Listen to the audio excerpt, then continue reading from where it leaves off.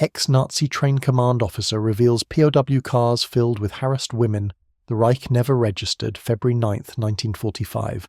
Reichsbahn depot, Weimar Station, Thuringia. The locomotive exhales steam into the winter dawn, its breath ghosting across ice-slicked rails that stretch eastward toward destinations no longer marked on civilian maps. Oberleutnant Friedrich Hartmann stands on platform 7, his railway command logbook tucked beneath one arm, his other hand holding a transport manifest that does not match the cargo waiting on the siding. The air carries the acrid bite of coal smoke mixed with something fouler: human waste, unwashed bodies, the concentrated misery of overcrowded confinement. Behind him, a freight train idles, 16 boxcars stenciled with Wehrmacht transport codes, officially logged as carrying military supplies and authorized prisoner transfers. But Hartmann knows what official logs conceal. He has supervised enough transports in the past 18 months to recognize the discrepancy between what is documented and what actually occupies those sealed cars. Car 7 through Car 12, 6 boxcars that appear on no prisoner registration, carry no Red Cross notifications, contain women whose existence the Reich has deliberately erased from every official record. He has carried this knowledge through the collapsing winter of 1945, has watched the trains depart toward camps and labour sites and unmarked destinations, has signed manifests that made him complicit in a transportation system designed not just to move prisoners, but to disappear them. Now, with American forces 80 kilometres west and Soviet armies advancing from the east, he has made the decision to meet the arriving Allied officers with documentation of what the Reichsbahn, the German state railway, transported in cars the Reich never registered. This is where logistics becomes genocide, where the bureaucratic efficiency of railway schedules intersects with the systematic erasure of human beings deemed expendable by ideology and worthless in wartime accounting. The story of unregistered prisoner transport cars filled with women begins with the Nazi regime's obsession with documentation, paired paradoxically with its commitment to secrecy about specific atrocities. The Third Reich was a bureaucratic state that recorded nearly everything: ration distributions, ammunition expenditures, prisoner transfers, executions. This documentation served multiple purposes: operational efficiency, accountability up command chains, and the Nazi leadership's conviction that history would vindicate their actions. But threaded through this documented system existed shadow operations. Prisoners moved without registration, deaths unreported, facilities that appeared on no maps, transports that travelled on schedules but left no paper trail in prisoner records. These were the Sondertransporte, special transports, and among them were trains carrying women prisoners who had never been formally registered with any camp system, whose captivity existed in the gap between local arrest and final destination, whose suffering and often death occurred in a bureaucratic void that the regime created deliberately to obscure specific categories of persecution. Friedrich Hartmann was 38 years old when he was assigned to Reichsbahn Transportation Command in July 1943. He had worked for the railway since 1929, risen through the ranks as a scheduling coordinator and logistics officer, and possessed the systematic mind that railway operations required: attention to timetables, cargo capacity calculations, routing efficiency. He expected his wartime service would involve keeping trains running despite bombing, managing military supply transports, maintaining the rail infrastructure that connected the Reich's vast occupied territories. What he actually experienced was conscription into a system that used railway efficiency to enable the Holocaust and systematic prisoner abuse, where his logistical expertise served not just military necessity, but mass murder, where the trains he scheduled carried not just troops and weapons, but human beings transported to death in boxcars he helped fill and route and track across thousands of kilometres of occupied Europe. The historical record establishes that the Reichsbahn was central to Nazi genocidal operations. The railway transported approximately 3 million Jews to extermination camps, hundreds of thousands of other prisoners to concentration and labour camps, and millions of conscripted workers to industrial facilities. This was documented transportation, manifests, billing records, timetable entries. But within this system existed the unregistered transports, trains carrying prisoners who had been seized but not formally processed, arrested but not logged, detained without documentation that would create legal or administrative record of their existence. These transports served multiple purposes. They moved prisoners the Reich wanted to disappear, resistance members whose formal trials would create publicity, political enemies whose imprisonment might prompt international inquiry, Jews and other targeted populations seized, inactions the regime preferred to keep hidden, and women prisoners subjected to treatment the SS did not want documented even in its own internal records. Hartmann's position gave him access to both documented and shadow transportation systems. As a scheduling officer for the Weimar depot, he coordinated prisoner transports from Buchenwald concentration camp, military supply trains, civilian passenger services, and special transports that arrived with verbal orders from SS Transportation Command, rather than standard written authorizations. The special transports typically consisted of boxcars added to existing freight trains, cars that carried prisoners but generated no prisoner transfer paperwork, that billed the SS for freight transport rather than prisoner transfer that appeared in railway scheduling logs but not in camp registration records. Hartmann began noticing the pattern in late 1943. Boxcars sealed and guarded by SS personnel added to scheduled freight trains, carrying human cargo that generated no corresponding paperwork from camp administrations. One transport, which departed Weimar on December 14, 1943, illustrates the system. The official manifest listed 16 freight cars, military supplies, destination Auschwitz-Birkenau complex. The railway scheduling log showed departure time, route, estimated arrival, but the transport actually consisted of 10 cars of legitimate military supplies and 6 boxcars carrying women prisoners. Hartmann supervised the loading because the transport departed from his depot. He observed approximately 60 women loaded into each of the 6 boxcars, 360 women total, packed into unheated freight cars in winter, provided no sanitation facilities, given minimal water, guarded by SS personnel who treated them with open brutality during the loading process. The women appeared to be a mix of nationalities. Hartmann heard Polish, Czech, French, German among the languages spoken. Some appeared to be political prisoners based on the red triangles visible on those who wore any camp identification. Others wore no identifying marks at all, suggesting they had never been formally processed through any camp system. What distinguished this transport and others like it was the complete absence of prisoner documentation. Standard prisoner transfers generated multiple paper trails, transport lists from the sending camp, transfer orders from SS administrative headquarters, notification to the receiving facility, medical records if prisoners required treatment during transport. The December 14th transport generated none of this. The SS guards who supervised loading carried verbal orders. The boxcars were sealed and added to the freight train without formal prisoner manifests.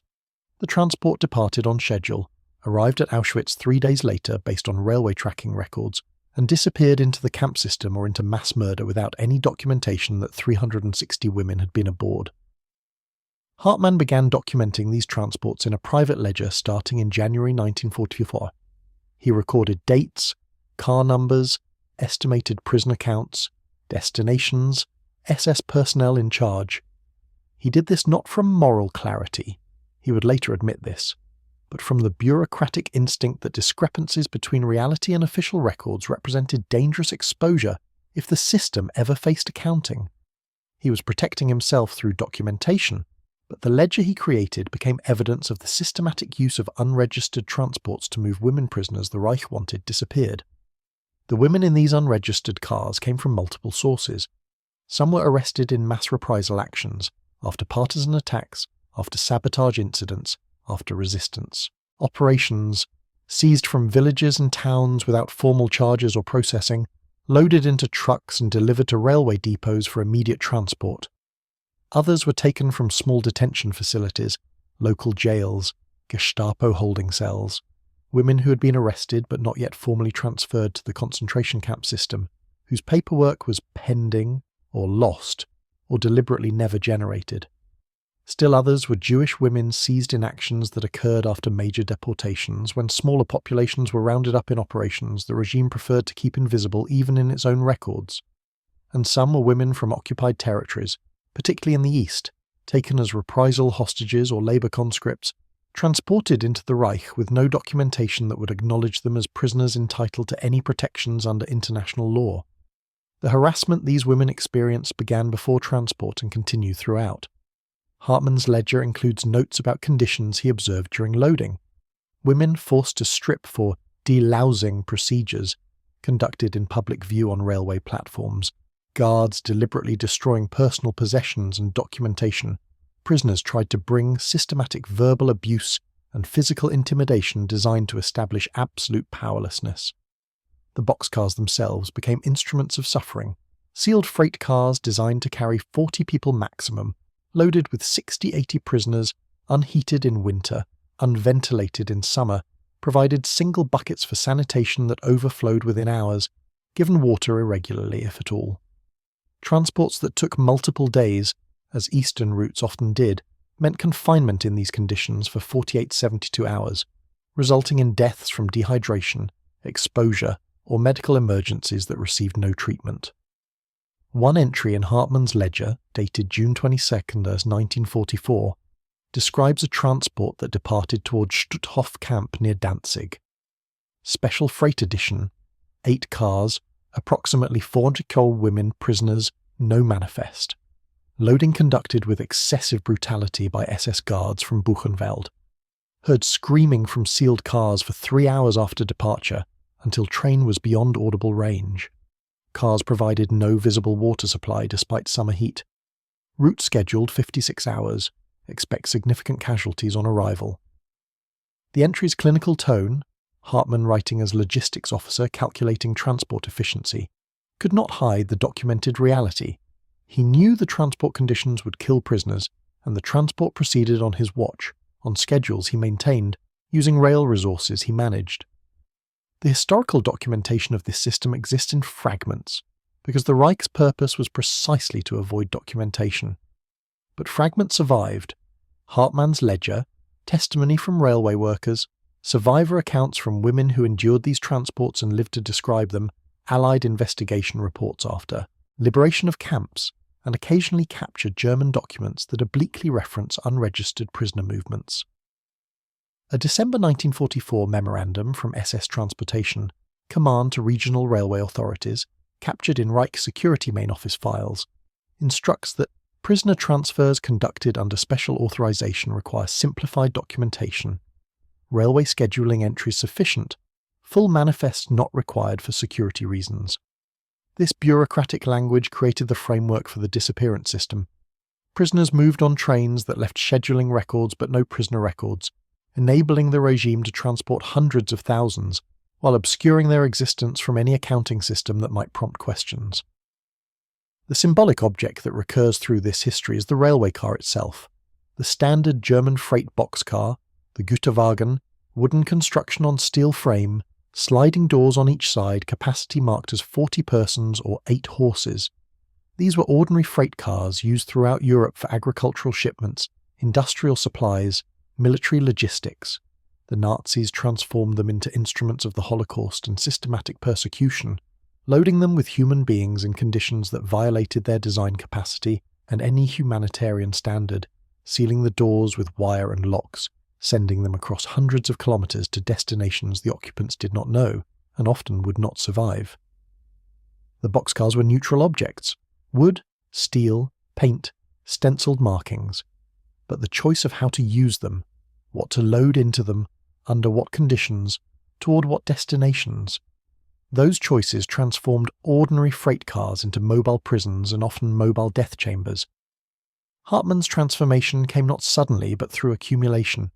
Each transport supervised, each loading observed, each notation in his ledger recording prisoners moved without documentation, building the weight of complicity that by 1945 had become psychologically unsustainable.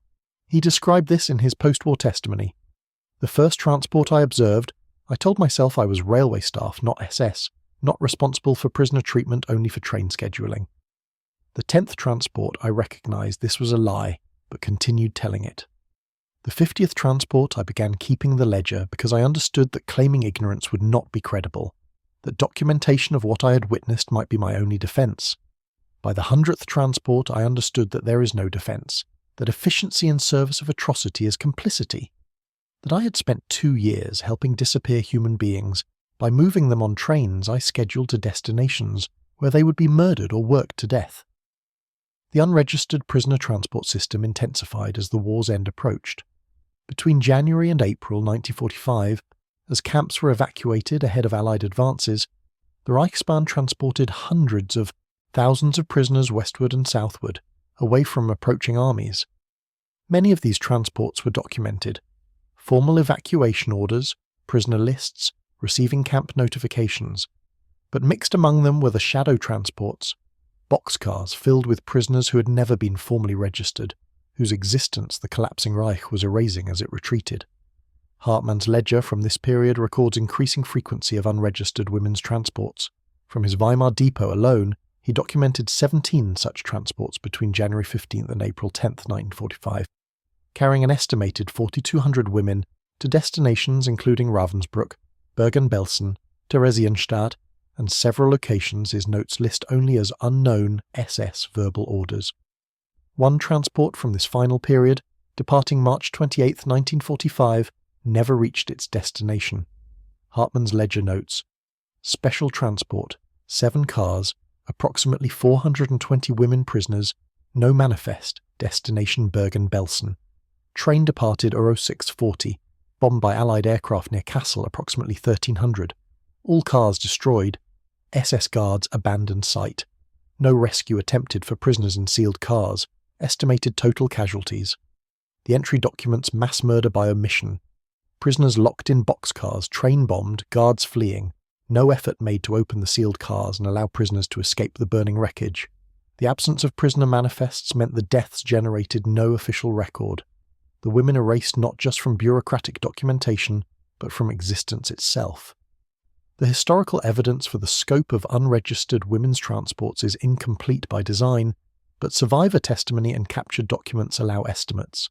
Historian Raoul Hilberg calculated that approximately 10–15% of prisoner transports in the war's final 2 years occurred without full documentation, representing potentially 200,000–300,000 prisoners moved through systems designed to obscure their transport and often their existence. Among these, women represented a significant but uncalculated percentage, particularly in transports originating from occupied eastern territories, and in the final chaotic months of the war when formal bureaucratic processes collapsed, but transportation of prisoners continued. When American forces captured Weimar and the surrounding area in April 1945, Hartmann presented himself to the 80th Infantry Division, along with his ledger. His initial interrogation occurred on April 14th, conducted by military intelligence officers who initially treated him as a routine railway official. When he revealed the ledger and explained its contents, he was immediately reclassified as a material witness to war crimes. His interrogation expanded over 3 weeks, during which he provided detailed testimony about the unregistered transport system, the sources of prisoners, the conditions they endured, the destinations they were sent to, and the systematic absence of documentation that made their suffering and often their deaths invisible to official accounting. The ledger documented 127 separate unregistered transports that Hartmann had direct knowledge of, carrying an estimated 23,000 prisoners, of whom approximately 16,000 were women.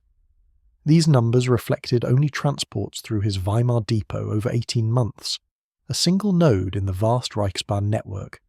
Extrapolated across the system, the scale suggested tens of thousands of women transported in conditions designed to erase them from official record, moved toward camps or killing sites or labor facilities without documentation that would create accountability for their treatment or acknowledgement of their existence. Hartmann testified at multiple war crimes proceedings, including the Buchenwald trial in 1947 and the subsequent Dachau trials that prosecuted concentration camp personnel. His testimony helped establish the systematic nature of unregistered prisoner transports, demonstrated the coordination between SS and civilian railway authorities, and documented the conditions prisoners endured. But prosecution faced significant challenges. The railway officials who had enabled these transports claimed they were simply moving freight, that they had no authority over prisoner treatment, that SS guards were responsible for cargo contents. The SS personnel claimed they were following orders, that the absence of documentation was not their decision but came from higher authority. The higher authorities were often dead, missing, or beyond reach of prosecution. The post-war justice system struggled with how to prosecute logistical complicity. Hartmann had not personally abused prisoners, had not decided who would be transported or to where, had not created the policy of undocumented transports. He had scheduled trains, coordinated departures, supervised loading, and maintained the railway operations that enabled the system. Was this criminal? The tribunals ultimately classified him as a lesser offender under denazification proceedings, complicit but not criminally prosecuted, barred from railway employment, required to provide restitution payments, but not imprisoned beyond time served during interrogation. This reflected the practical reality that thousands of railway workers had similar levels of involvement, that prosecuting all of them was impossible, and that post-war Germany needed functioning infrastructure more than comprehensive accountability. After the proceedings, Hartmann worked in various administrative positions, never returning to railway employment. He carried the ledger, retained after official copies were filed with war crimes archives, for the rest of his life, eventually donating it to the Buchenwald Memorial in 1976. The ledger, with its meticulous entries documenting transports the Reich wanted invisible, became a primary source for understanding the shadow transportation system. Hartmann died in 1982 at age 75. In his final interview, recorded by the memorial in 1980, he reflected, "I was an efficient logistics officer who told himself efficiency was morally neutral, that I was responsible only for railway operations, not for what was transported or how. This was a lie. Every transport I scheduled knowing it carried prisoners in brutal conditions, every boxcar I watched loaded beyond capacity, every manifest I signed that omitted human cargo, these were moral choices disguised as technical duties. I chose efficiency over humanity, and that choice helped disappear 16,000 women from official existence. The ledger documents their transport. It does not restore their lives or redeem my complicity. The larger truth this history reveals is about the bureaucratic machinery that enables atrocity. The Holocaust and the broader Nazi persecution system required participation from hundreds of thousands of ordinary workers, railway schedulers, supply clerks, accountants, engineers, administrators, who performed technical tasks that collectively enabled mass murder. Most claimed they were following orders, doing their jobs, focusing on technical competence without moral questioning.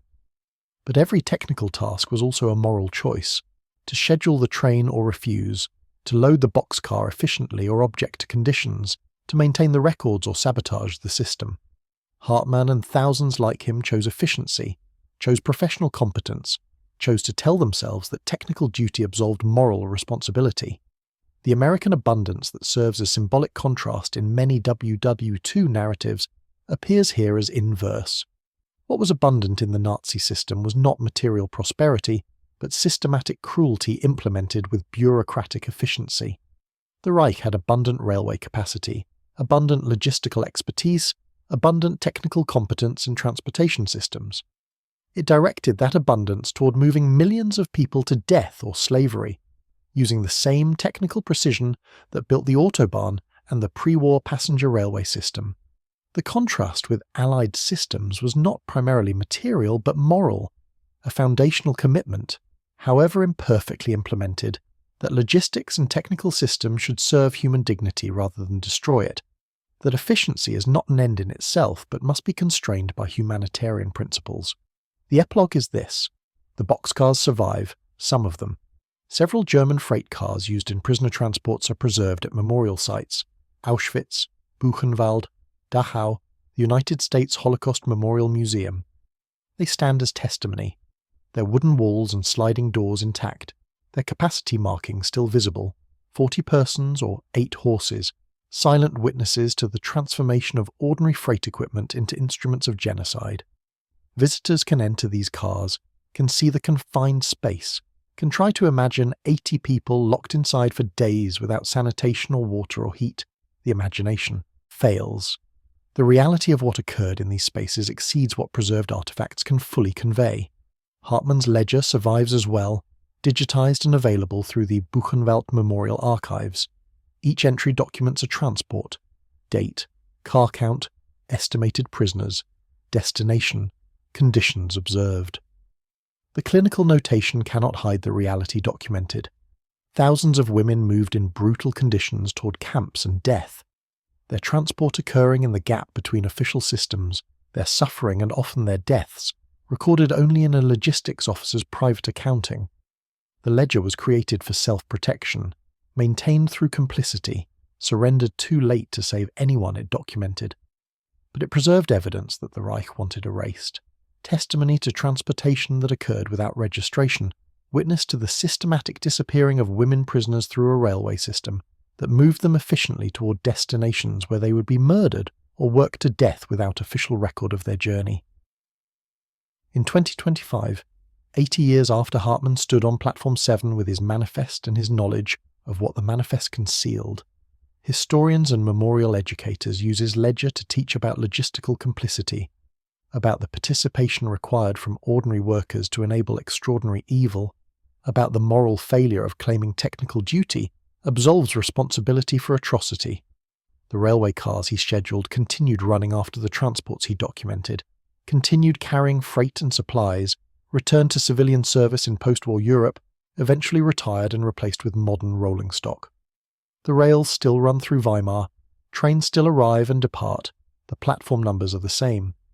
But Platform 7 now has a memorial plaque installed in 1995 that reads, "From this platform between 1943 and 1945, the German State Railway transported thousands of prisoners to concentration camps and death.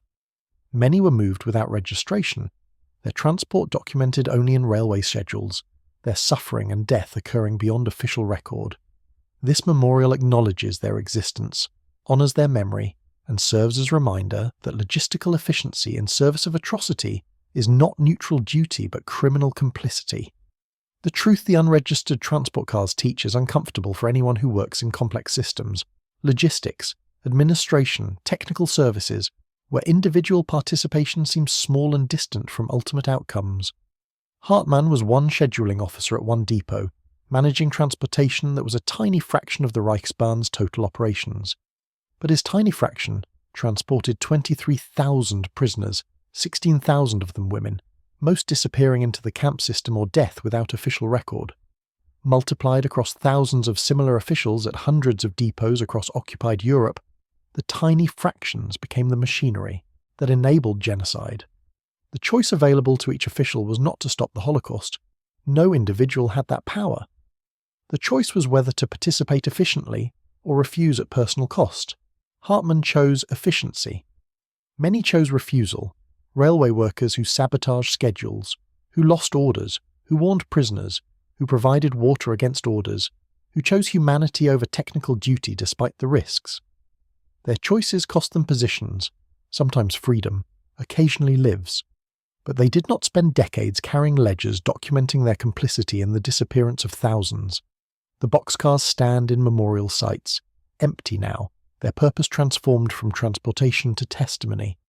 The rails run through the landscape, carrying commerce and passengers, the infrastructure repaired and modernized, the system continuing as systems do. But the history remains embedded in the roots, in the schedules, in the documentation that survived despite the Reich's effort to erase its own atrocities. The women transported in unregistered cars, those who survived and those who did not, exist now in fragments. Survivor testimony, occasional photographs, Hartmann's ledger entries with their clinical estimates of human cargo. Their names, in most cases, are lost. The Reich successfully erased their official existence. But the fact of their transport, their suffering, their systematic disappearance through a railway system that moved them efficiently toward death, this survived in the evidence that complicit officials like Hartmann preserved.